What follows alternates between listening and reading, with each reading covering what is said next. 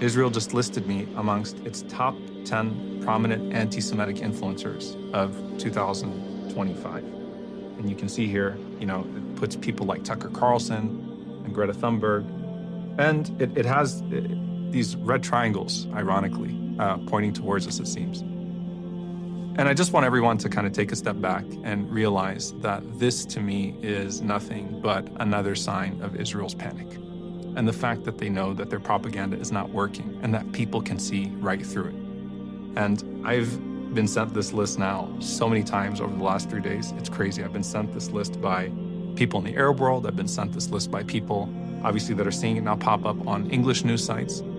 And I want everyone to understand that as Palestinians, we take this as a badge of honor, that they're panicking, that they're falling apart, and they know they're falling apart. In fact, it was really interesting when I sent this to my father. He responded with, "Congrats, you made the honor list." Literally says, "You made the honor list." And you would think, like, this is a man that was born 5 years before the state of Israel even existed. He was born in Palestine as a free Palestinian and has spent his entire life facing the consequences of the occupation and fighting through the consequences of the occupation, coming here to the United States, becoming a professor, debating, taking out ads in local newspapers, doing everything he could to expose the crimes of the state, taking us as children to protests so that we could, feel that same sense of responsibility to our homeland and to this cause. And he's not afraid, because none of us are afraid, and no one should be afraid. I also want you to realize that this is not about me, and this is not about anyone else but you. This is actually about your ability to speak up. This is because Israel does not want people critiquing its crimes. And because they can't withstand the scrutiny, they resort to intimidation time and time again, and they become more ridiculous with every single attempt that they make.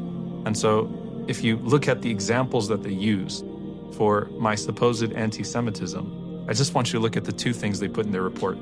The first one is children's limbs stolen in Gaza, children's lives stolen in the West Bank. Children in Palestine continue to wonder why the world does nothing to stop their occupiers. Does that sound anti-Semitic to you?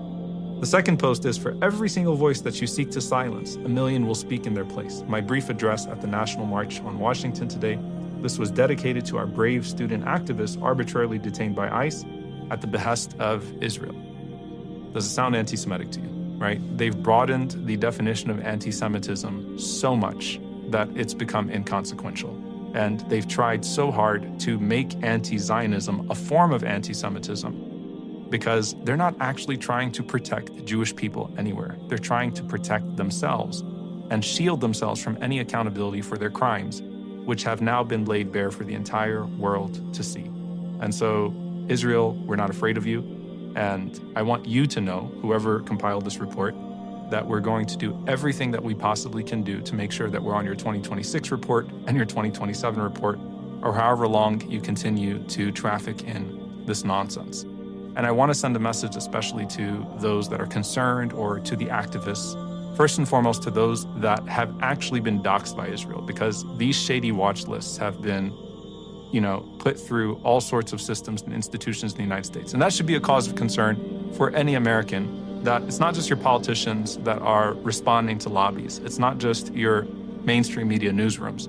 It's your academic institutions that are responding to watch lists on professors and expelling students on behalf of official Israeli government agencies, and people getting fired from hospitals, and law students never being able to find work because of these watch lists that are being published. That, at the end of the day, for me, all I've really seen is an uptick in hack attempts, desperate attempts to run ads on my name. And so, yes, they've tried to hack multiple devices and multiple accounts. They've also, from the very beginning of this genocide, put official Israeli propaganda on search results on my name and many other people.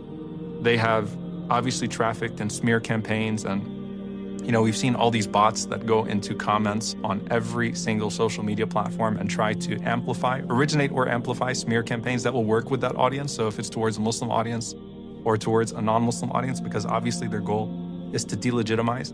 But at the end of the day, like, if I get shadow banned, or if a whole bunch of people believe something about me that's not true, I still have my job, I still have my livelihood. The fact that school teachers and med students and law grads are getting fired because of this, because they dare critique Israel, should be alarming to each and every single one of you, right? And that should be something that you think about.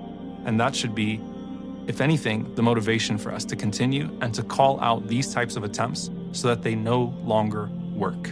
And so my message to Israel, I'm an imam, I can't curse, so I'll try to keep this as PG as possible. I'm just going to say we're not afraid of you, and we're going to keep on doing this. My message to everyone else is keep going and do not be afraid.